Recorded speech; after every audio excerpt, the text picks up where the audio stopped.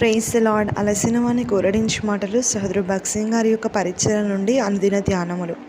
August 5వ తారీఖు. ఆయన ఫలించు ప్రతి తీగె మరీ ఎక్కువగా ఫలింపవలనని దానిలోని పనికిరాని తీగలను తీసివేయని. యోహాను సువార్త 15వ అధ్యాయం 2వ వచనం. నీ లోగిట నీ భార్య ఫలించు ద్రాక్ష వలి ఉండును, నీ భోజనపు బల్ల చుట్టూ నీ పిల్లలు ఒలివ మొక్క వలె ఉందురు. కీర్తనలో 128:3. మనము ప్రభువైన యేసుక్రీస్తు యొక్క శరీరంలోని అంగములుగా ఉండి ఆయన ఆధిపత్యము క్రింద ఉండుట అనున్నది ఎంతో మనోహరమైన విషయము. ద్రాక్షవల్లిలో అధికముగా పెరిగిన తీగలను ప్రతి సంవత్సరము కత్తిరించవలెను. అప్పుడు మాత్రమే అది ఎక్కువ ఫలములు ఫలించినదిగా ఉండును. అలాగే మన జీవితంలో ఫలించవలనన్న తప్పకుండా శ్రమలు, బాధల ద్వారా వెళ్ళవలను. ద్రాక్షవల్లిలోని ఫలించని తీగలను తీసివేయట ద్వారా అది మన ఆధీనంలోనికి వచ్చును. అడ్డదిడ్డంగా దాని కొమ్మలను ఎదగనీయకూడదు. ఈ పాఠములని మనము దేవుని ఇంటిలోనే నేర్చుకునవలను. కీర్తన 128:5 ప్రకారము, సియోన్లో నుండి యెహోవా నిన్ను ఆశీర్వదించును, నీ జీవితకాలమంతయు యెరూషలేమునకు క్షేమము కలుగుట చూచెదవు.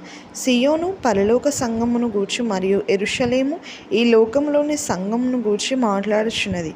ద్రాక్షవల్లికి మంచి న్యాయమైన ఎరువు కావలెను.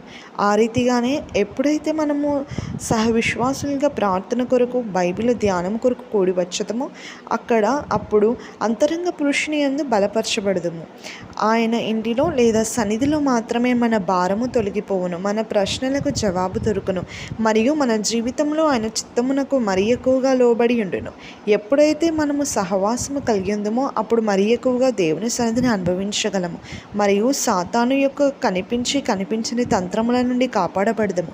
ప్రేమ ద్వారా, విశ్వాసుల ప్రార్థన సహవాసము ద్వారా, ఒకరికొకరము సహకరించుకునుట ద్వారా మన శ్రమలను, బాధలను జయించగలము. దైవికమైన స్నేహితులతో మన బాధలను, సంతోషమును పంచుకొనవచ్చును. ఈ లోక స్నేహితుల స్నేహంలో చాలాసార్లు తప్పుడు ఉద్దేశం ఉండవచ్చును.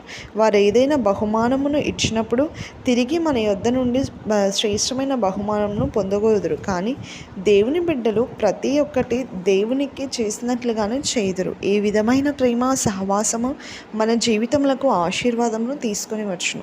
మనం పూర్తిగా సంఘం యొక్క ఆధీనంలోనికి వచ్చినప్పుడు శత్రువు ఎంతో ఉగ్రుడై మనలను వ్యతిరేకించుచు లేదా ఎదిరించును. కీర్తన 129:1-2లలో దేవుని ప్రజలు అనేకమైన శ్రమల ద్వారా ఏ విధముగా వెళ్ళవలనో వివరించబడినది.